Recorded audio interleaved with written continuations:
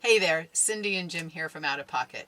And right now, it's winter here in the Northeast, which means we're using one of my favorite features of this van, the heating system. This fan comes with a Truma VarioHeat system. It has the ability to support not only heat, but also hot water. This fan does not have hot water, so we're not going to be covering that today, but it's really a cool system and has a lot of features, and I'm excited to go through it in the video today. One of our subscribers asked us about the heating system if we would go over, and it sounded like a good idea. And when I was mountain biking with one of my friends recently, I asked him as we left on a ride if he set the timer on his heater. He also has a OUTAPocket, and he said, what timer? So I'm guessing people may not know all the features of the system, so I think this will actually be a really great video to do today. Right, so in this video we're going to go over the physical parts of the heating system. We're going to set the heat manually, and then we're going to get into the timer.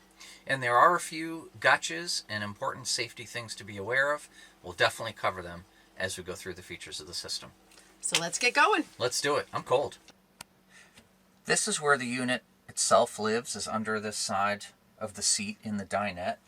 Most of it's under this metal panel. On top of it, this is the jack for the van, if you're wondering where that was. But the system's underneath this panel, and it feeds 3 different vents where the heat flows outward from the system, and then the air comes in through this vent here into the system. The system heats using propane, and as that propane burns, it vents the exhaust to the outside. I think this is the tube that goes to the outside of the van, to that circular exhaust port that you can see on the outside. There are 3 vents in this system. One right here.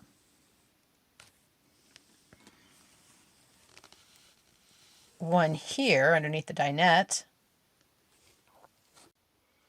And one back here in the cargo area. It's important to keep things away from the vents when it's running. There is also a propane leak detector, an alarm, that will go off, and that's located underneath the dinette. Lastly, and most importantly for today's video, is the control panel, which is located here above the cargo door. This one is off right now. We'll turn it on, and we'll start going through the features of this system. The system has a built-in clock. This is currently, it's showing 1:04 p.m.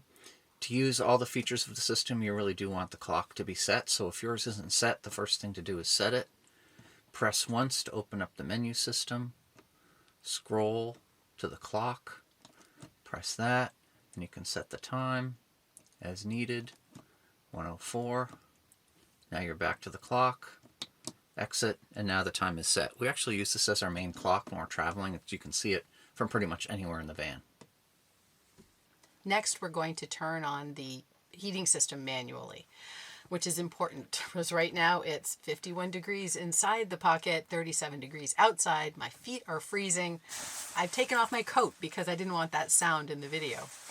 One of the things to remember is to turn on the propane, obviously, before you turn on the system. The manual recommends that you keep the propane turned off manually when you're driving around, and we have found that to be very accurate.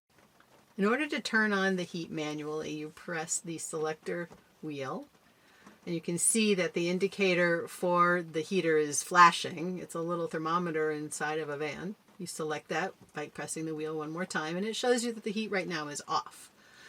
You dial up the temperature to the level you want it to be at. In this case, I'm going to set it at 60. I'm going to say, yep, that's what I want. And then, yep, I'm all done. It shows it at 60 degrees. In another couple of seconds, we're going to hear the heater turn on. And now the heater is on. And you can see that there's a flashing little flame that's going to keep flashing until the system is up to the 60 degrees. While the heater's running, you can choose from 2 different fan speeds. So once again, we go back in, we dial over to the little fan icon to press that again. You can either do auto, which it handles its speed, or night mode, which is a lower, quieter version. It does not guarantee that you're going to hit the temperatures you want to hit, but it's a lot quieter for night use. My favorite feature of this heating system is the timer. When we go on winter mountain bike rides, I leave the vehicle. I want the heat to be nice and warm when I get back in 2 hours, but I don't want to necessarily run the heater the whole time. So that is this icon here. So we'll go back into the menu. I'll go to the timer icon. I'll open this up, and let's pick a time. Right now it's about 1:27, so let's pick a start time of 1:30 p.m. It's in 3 minutes. So I dial my start time. See, it says start 1:30, and I'm going to end at 1:45.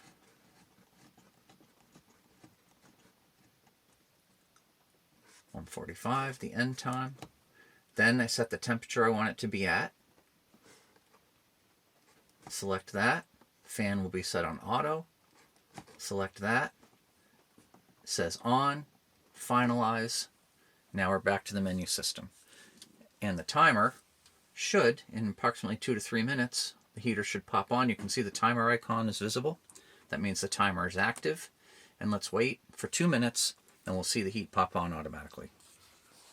It just hit 1:30. All these icons lit up, and now I hear the heat coming on. It's now blinking again. So the heat system is now kicked in. The timer's blinking, which means it's starting the active timer. Now my feet should start to get warm. You wish. There's one very important thing to know about the timer feature. Once you set the heater to run on that schedule, it will continue to run each and every day as long as that schedule is set and the control panel is on. So it's very important that you remember when the timer is set. One thing I do is we have this little thing that I use when we're parked inside the garage at home and the van is plugged into the wall. I put this over here to make sure we don't drive away when it's plugged into the wall. I'm going to put it here to remind myself that I have a timer, so before I go to drive anywhere, I'll remember to turn off the timer and turn off the propane. As a heater operates the system to bring the van up to the determined temperature, it has 3 different fan modes. I don't know if you can hear this or not, but it sounds as though it's on its highest fan speed.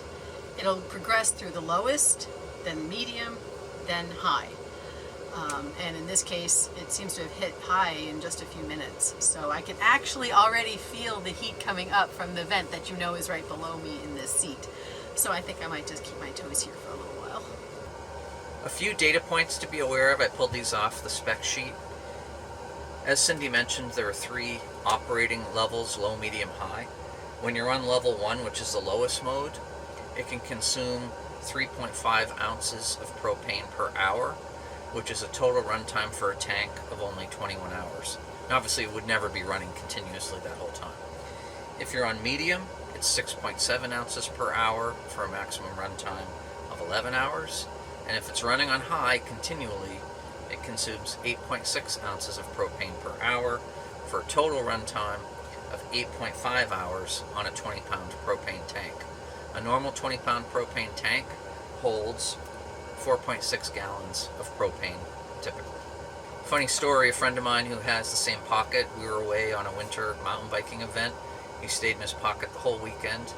It was frigid cold. He went through a whole 20-pound propane tank in one weekend. One of the things that you may want to look at when thinking about conserving the propane is increasing the insulation in the van. One of our previous videos where we were putting pocket organizers in the back doors, we took them apart and found out that there was really very little insulation in there.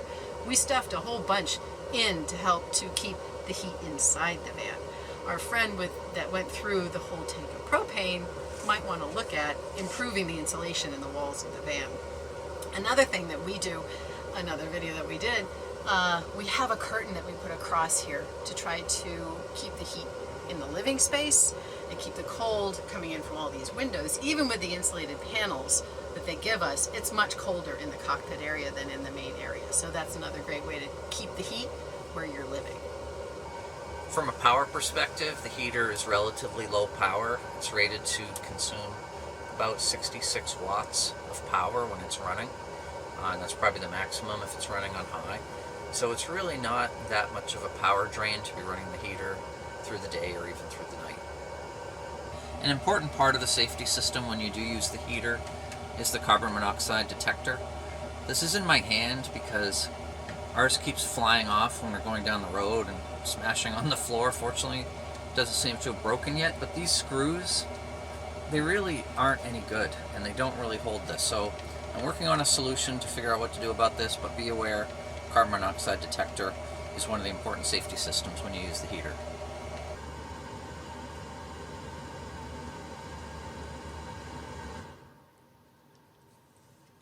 So there it is, 1:45, turned off right on time.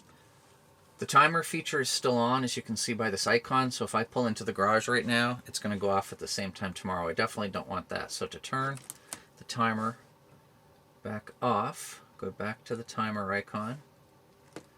It knows that it was on, so it suggests to turn it off. That's exactly what I want. So I pick off, the timer icon's gone, and it's now the timer feature's off. I am going to turn the heat back on manually though, because I'm cold. There we go. We have found the Truma heat system to be extremely versatile and easy to use, whether we're heating the van to sleep in it or setting a timer to warm it up when we come back from some adventure. There are some other minor features. We haven't really used them or found them that useful. The system has a way to just ventilate air without heating it. There are some settings to change, like to Celsius or the brightness of the display. We really haven't used any of those, so we decided not to cover them today. The other thing to be aware of is the thing can throw up error codes if something isn't going wrong. We ran out of propane once, and when the heater tried to start, it came up with the E2H error code.